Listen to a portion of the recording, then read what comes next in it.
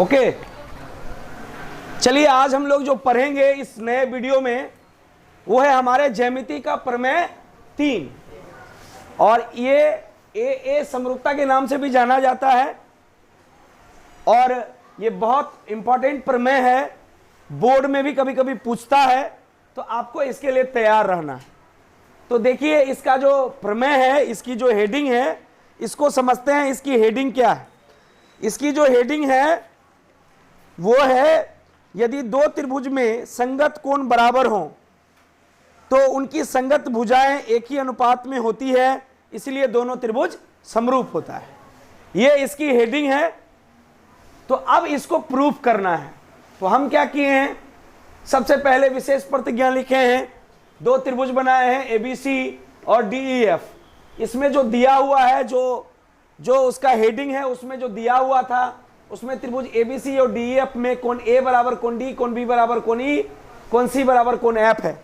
तो सिद्ध करना है कि त्रिभुज समरूप होंगे, त्रिभुज ABC और DEF समरूप होंगे।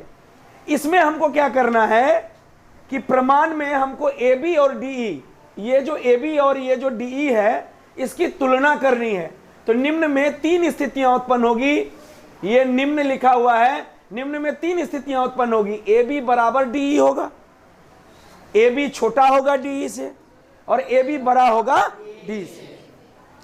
अब जो केस 1 है उसमें देखते हैं कि जब AB DE के बराबर है, कोण पहले से तीनों बराबर है, AB बराबर DE है, कोण A बराबर कोण D, कोण B बराबर कोण E दिया है, यहां दिया है। तो जब एक भुजा और दोनों साइड का दोनों कोण बराबर है, यानी ये भुजा बराबर है और ये दोनों कोण बराबर है इसके, तो त्रिभुज सर्वांगसम हो जाएंगे AS A से सर्वांगसम हो जाएंगे, AS A से सर्वांगसम हो जाएंगे। अब जब सर्वांगसम जो आकृति हो जाता है वो आकृति समरूप होता ही है, इसीलिए ABC समरूप त्रिभुज DEF होगा। और केस 1 प्रूव हो गया है। अब केस 2 को समझना जरूरी है, जो बहुत महत्वपूर्ण है, कि जब AB DE से छोटा है, जब AB DE से छोटा है, इसका मतलब ABC जो त्रिभुज है वो छोटा होगा, DEF बड़ा होगा। हम क्या किए, इसमें रचना किए, AB बराबर DP, AC बराबर DQ, काट के PQ को मिला दी, रचना किए हैं। तो हमको ABC और DPQ दोनों त्रिभुज में देखना है, ABC और DPQ। कोण A बराबर कोण D पहले से दिया है, AB बराबर DP, AC बराबर DQ रचना से हुआ है। त्रिभुज ABC DPQ ऐसे सर्वांगसम हो गया। किससे सर्वांगसम हुआ?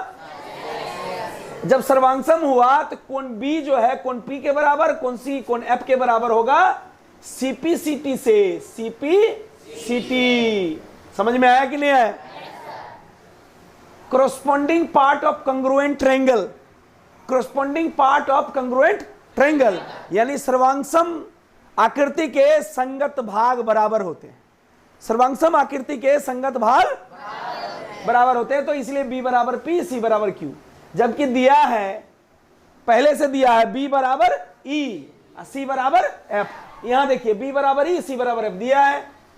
तो जब B बराबर P है, यहां B बराबर E है, तो इसीलिए P बराबर E हो जाएगा।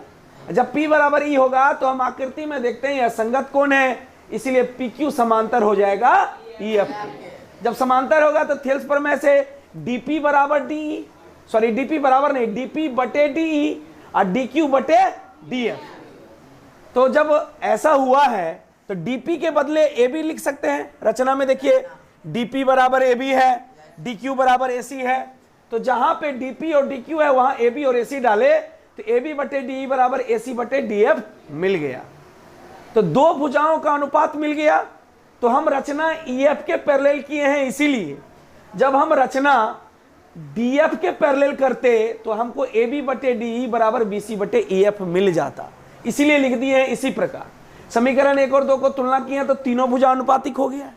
और तीनों भुजा अनुपातिक हो गया है, इसीलिए ये दोनों त्रिभुज समरूप हो गए हैं। केस 2 प्रूव हो गया। अब केस 3 में क्या है, AB बड़ा है DE से।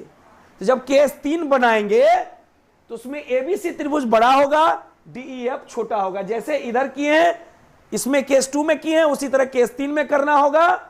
DEF छोटा होगा, ABC बड़ा होगा। रचना हम एबीसी त्रिभुज में करेंगे जैसे इसमें किए हैं, केस 2 के तरह ही बनाएंगे और केस 3 प्रूफ हो जाएगा, इसीलिए लिख दिए हैं। इसी प्रकार त्रिभुज एबीसी में रचना करके केस 3 प्रूफ हो सकता है। तो आपको समझ में आ गया क्या? तो आप अगर परीक्षा में आएगा तो आप लिखेंगे। आपको कैसा लगा पढ़ के? मजा आया? चलिए बहुत बढ़िया। अगर ये वीडियो आपको पसंद आया है तो जो भी आप मोबाइल में देख रहे हैं, तो अगर आपको ये वीडियो पसंद आ रहा है तो आप इसको शेयर करिए, लाइक करिए वीडियो को, और वीडियो में कमेंट करके हौसला बढ़ाइए। इस चैनल को सब्सक्राइब करिए और घंटी के जो बटन आएगा उसको भी दबा करके नोटिफिकेशन को ऑन कर लीजिए, ताकि हमेशा इस तरह का वीडियो आपको मिलता रहे। Thank you.